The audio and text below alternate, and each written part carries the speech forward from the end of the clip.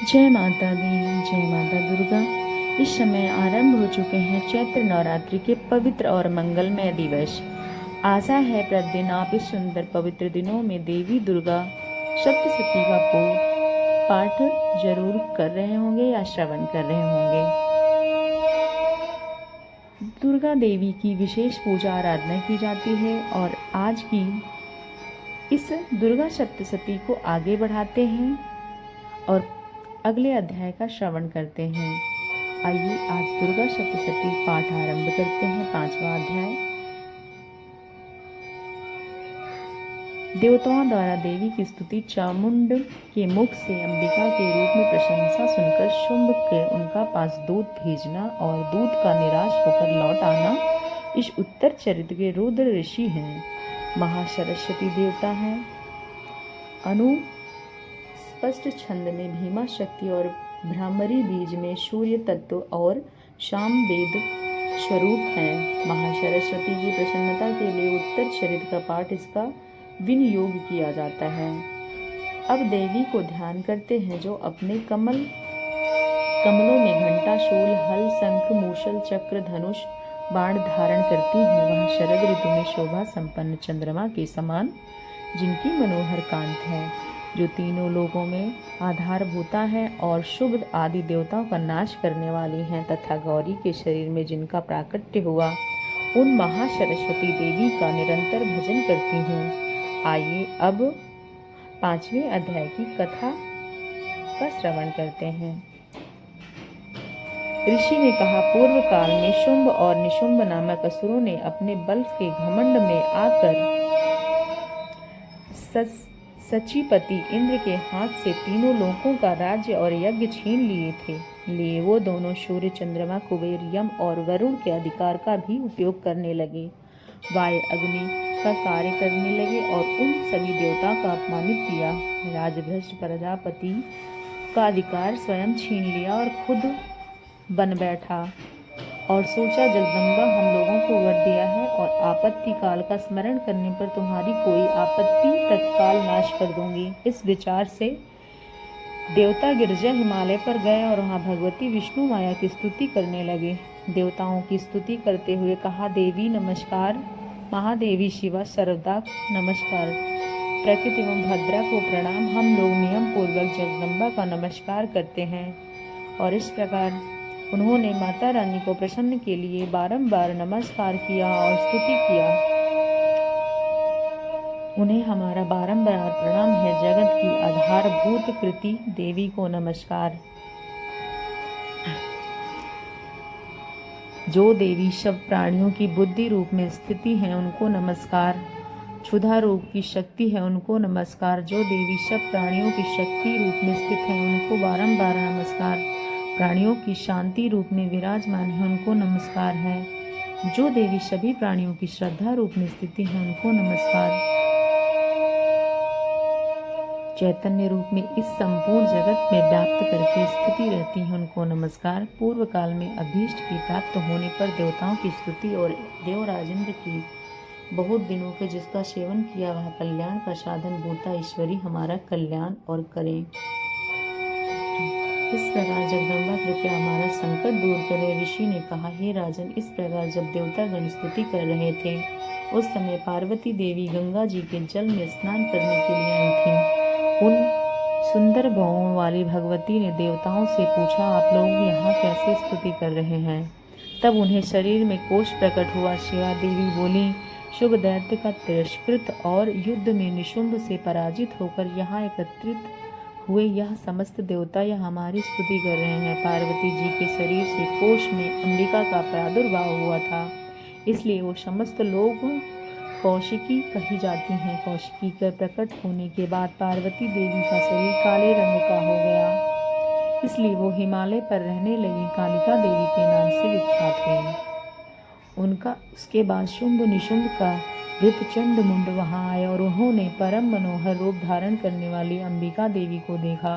फिर वो शुभ के पास जाकर बोले, महाराज, एक अत्यंत मनोहर स्त्री हैं जो दिव्य कांति से हिमालय में प्रकाशित हो रही हैं।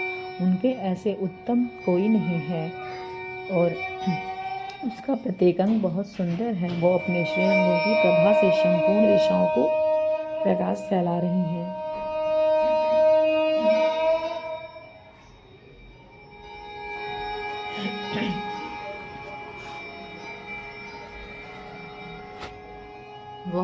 वह केशरों से सुशोभित है और उनके कमल कभी मुरझाते नहीं। सुवर्ण की वर्षा करने वाले वरुण की छत्र भी आपके घर में है और श्रेष्ठ रथ पहले प्रजापति का था, अब आपके पास उपस्थित है। दैत्यस्वर मृत्यु की उत्क्रांति का नाम शक्ति भी अपने छीन ली है और वरुण का पाश और समुद्र में होने वाले हर प्रकार के रत्न आपके भाई निशुंभ ने अधिकार में है।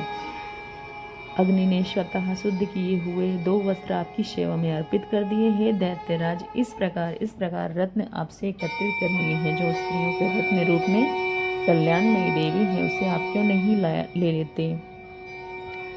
यह सुनकर शुंभ महादैत्य सुग्रीव ने दूत बनाकर देवी को पास भेजा और कहा, तुम मेरी आज्ञा से उसके सामने यह बातें कहना। और वह देवी से कहा, देवी दैत्यराज शुंभ इस समय तीनों लोगों के परमेश्वर हैं, अतः वह आपको अपने पास बुलाने का संदेशा भेजा है, उसके लिए संदेश दिया है। अब सुनो देवी, संपूर्ण त्रैलोकी मेरे अधिकार में है, तो देवता भी मेरी आज्ञा के अधीन चलते हैं। रत्न है सब मेरे अधिकार है। क्षीर सागर के मंथन करने वाले अश्व रत्न उच्च सभा प्रकट हुआ था, वह सब मेरे पास है। हम लोग संसार की स्त्रियों को रत्न मानते हैं, इसलिए हमारे पास आ जाओ, क्योंकि रत्नों का भोग करने वाले हम ही हैं। चंचल कटाक्षों वाली सुंदर मेरी यह भाई महापराक्रमी निशुंभ की सेवा में आ जाओ, क्योंकि तुम रत्न स्वरूपा हो। मेरा वरण करने से तुम्हें तुलना रहित महान ऐश्वर्य की प्राप्त होगी। बुद्धि में ऐसा विचार करो कि तुम मेरी पत्नी बन जाओ। दूध से इस प्रकार कहने पर कल्याणमयी भगवती दुर्गा देवी, जो इस जगत को धारण करती हैं, मन ही मन गंभीर भाव से मुस्कुराई और इस प्रकार कहने लगी। देवी ने कहा, हे दूध, तुमने सत्य कहा, इसमें तनिक भी संशय नहीं। शुभम तीनों लोगों के स्वामी हैं शुंभ, और निशुंभ भी उसी के समान पराक्रमी हैं। किंतु इस विषय में मैं जो प्रतिज्ञा कर ली हूँ, उसे मिथ्या कैसे करूँ? मैं अपनी अल्प बुद्धि के कारण पहले जो प्रतिज्ञा कर रखी है, उसे सुनो। जो भी मनुष्य पुरुष मुझे संग्राम में जीत लेगा, मेरे अभिमान को चूर्ण कर देगा, उसी संसार में जो मेरे समान बलवान होगा, वही मेरा स्वामी होगा। इसलिए शुंभ अथवा महादैत्य निशुंभ स्वयं यहाँ पधारें और मुझे जीतकर शीघ्र ही मेरा पानी ग्रहण कर लें। इस प्रकार वह देवी के वचन सुनकर वह पुनः जाके शुंभ और निशुंभ को सारी व्यथा सुनाई।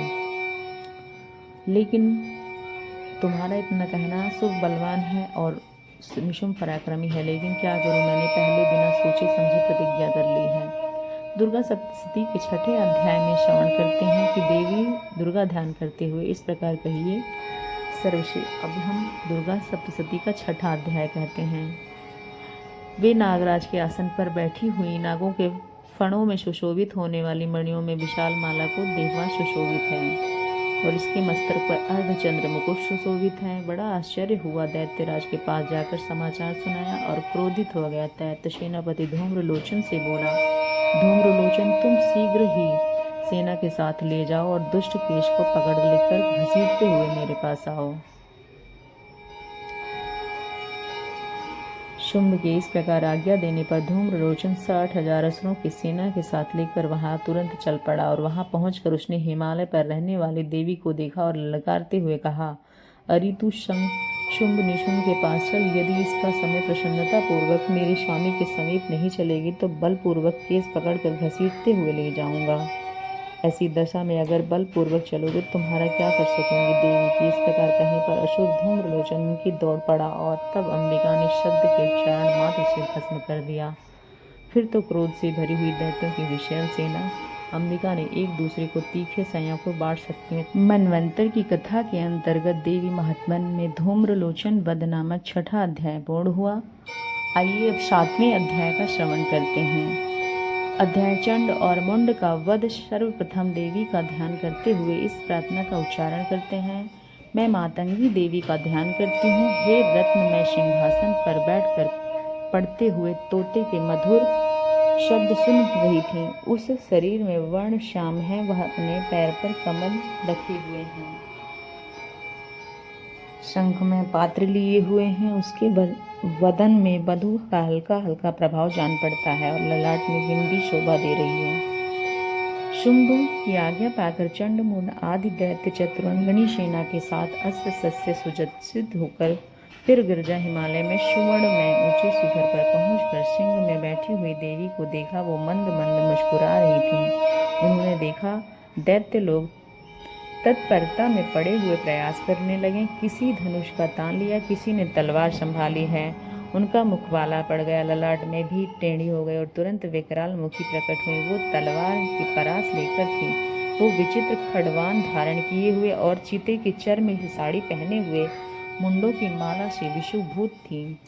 उनके शरीर में मांस सूखा हुआ हो गया था, लेकिन हड्डियों का ढांचा था उसमें अत्यंत भयंकर जान पड़ती थी। उनका मुख बहुत विशाल था, जीभ लपलपाने के कारण वह भी डरावनी लग रही थी। उनकी आंखें भीतर से धंसी हुई थी और कुछ लाल थीं और अपनी भयंकर गर्जना से संपूर्ण दिशाओं की गुंजाइन कर रही थी।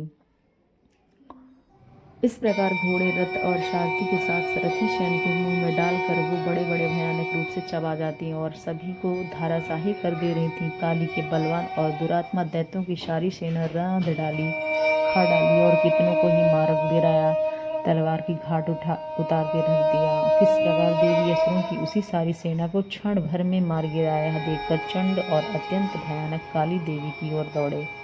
महादैत्य मुंड भी अत्यंत भयंकर बाणों की वर्षा की, हजारों बार चलाए और यह चक्रों के उन भयानक नेत्रों वाली देवी को आच्छादित कर दिया। उनके चक्र देवी के मुख से समाते हुए ऐसे लग रहे थे कि जैसे सूर्य के सारे ब्रह्मांड बादलों में उतर कर प्रवेश में हो रहे हों। तब गर्जना के साथ काली ने अत्यंत रोष में आकर विकट अट्टहास किया। उस समय उनके विकराल बदन के भीतर कठिनता से देखे जा सकने वाले दांत की प्रभा से अत्यंत उज्जवल दिखाई देती हैं। देवी की बहुत बड़ी तलवार हाथ में लेकर हम उच्चारण करके चंड घावा बोल दिया। उसने केस पकड़कर उसे तलवार उसका मस्तक काट गिराया। चंड को मारा गया देखकर मुंड भी देवी की ओर दौड़ा और तब देवी ने रोष में आकर उसे भी तलवार से घायल करके धरती पर सुला दिया। महापराक्रमी चंड और मुंड को मारा गया देख मरने की बची हुई बाकी सेना व्याकुल होकर चारों ओर भागने लगी। तत्पश्चात काली के चंड और मुंड का मस्तक हाथ में लेकर चंडिका के पास जाकर प्रचंड अट्टहास करते हुए कहा, हे देवी, मैंने चंड और मुंड का नामक 2 इन महापशुओं का तुम्हें भेंट किया है। अब तुम यज्ञ में तुम शुभ और निशुंभ को स्वयं भी वध करना। इस प्रकार वह लाए हुए चंड और मुंड नामक महादैत्यों को देखकर कल्याणमयी चंडी काली से मधुर वाणी में कहा, हे देवी, तुम और चंड और मुंड को लेकर मेरे पास आई हो, इसलिए संसार में अब तुम चामुंडा के नाम से विख्यात होगी। इस प्रकार श्री मार्कंडेय पुराण का श्रावणिक मनंतर के गाथा के अंतर्गत देवी महात्मन का चंड मुंड वध नामक 7वां अध्याय पूर्ण हुआ। 8वें अध्याय में रक्त बीज का वध और श्रवण करने से पहले देवी का ध्यान करते हैं और 8वें अध्याय का श्रवण करते हैं। माता रानी का प्रार्थना करते हुए उनका रंग नेत्रों की करुणा पाश अंकुश बाण और धन शोभा पा रहे थे। कथा के तार को जोड़ते हुए ऋषि ने कहा, चंड और मुंड नामक दैत्यों के मारे जाने पर, बहुत सी सेना संहार जाने पर दैत्यों के राजा प्रताप शुंभ को मन में बड़ा क्रोध आया। उसने दैत्यों का संपूर्ण सेना युद्ध के लिए क्रंच करने की आज्ञा दी। उसके बाद युद्ध में 86 दैत्य सेनापति अपनी सेनाओं के साथ युद्ध के लिए प्रस्थान किया। 50,000 कोटि वीर कुल और 100 धौम्य कुल असुर सेनापति मेरी आज्ञा से सहित आगे कूच करें और साथ युद्ध करने के लिए प्रस्तुत हुआ। उसके अत्यंत भयंकर सेना आती देख चामुंडिका ने अपने धनुष की टंकार से पृथ्वी आकाश के बीच भांग गुंजा दिया। तदंतर देवी के सीने में बड़े जोर से दहाड़ना आरंभ किया और फिर अंबिका ने घंटे के शब्द में उन ध्वनि की भी बढ़ा दिया। धनुष की टंकार, सिंह के दहाड़ और घंटे की ध्वनि से संपूर्ण दिशाएं ब्रह्मांड गूंज उठा। देवी के क्रोध पूर्वक घेर लिया और इस बीच में असुरों का विनाश तथा देवताओं का अभ्युदय के लिए ब्रह्मा, शिव, कार्तिकेय, विष्णु तथा इंद्र आदि देवताओं ने शक्तियों को जो अत्यंत पराक्रम और बल से संपन्न थीं, उनके शरीर से निकलकर उन्हीं के रूप में चंडिका देवी के पास आ गई।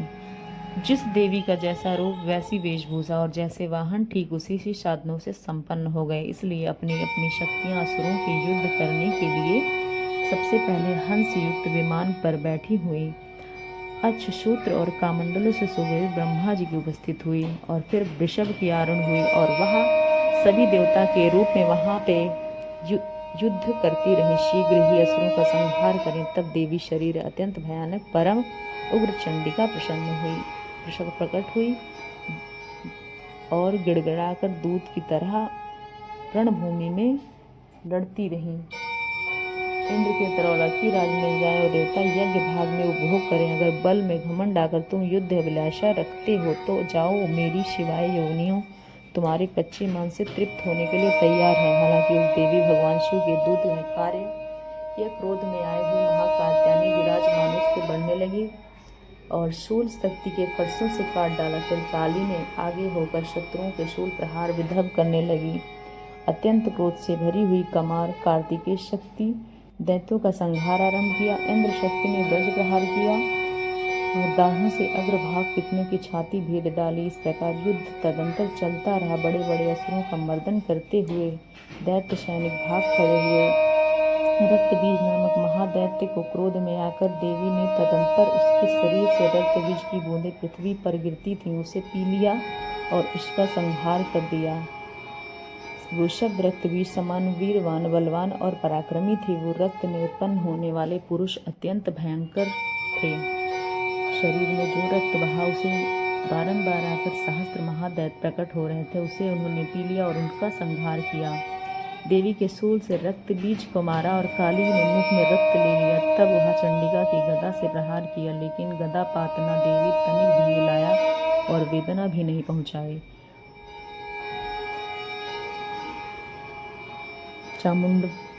चामुंडिका ने पी लिया ब्रजवाण खड़ग सृष्टि आदि को मार डाला। हे राजन, इस प्रकार सहस्त्रों से समुदाय से आहत होकर रक्तहीन हुआ महादैत्य रक्तबीज पृथ्वी पर गिर पड़ा। हे नरेश्वर, इससे देवताओं का अनुपम हर्ष की प्राप्ति हुई और मृदंग उन असुरों का रक्तपान से मंद मंद उद्धित सा होकर नृत्य करने लगे। इस प्रकार श्री मार्कंडेय पुराण की श्रवणिक मनवंतर की कथा के अंतर्गत देवी महात्मन का रक्त बीज वध नामक 8वां अध्याय पूर्ण हुआ और कल प्रातःकालीन वेला में आप सभी के साथ पुनः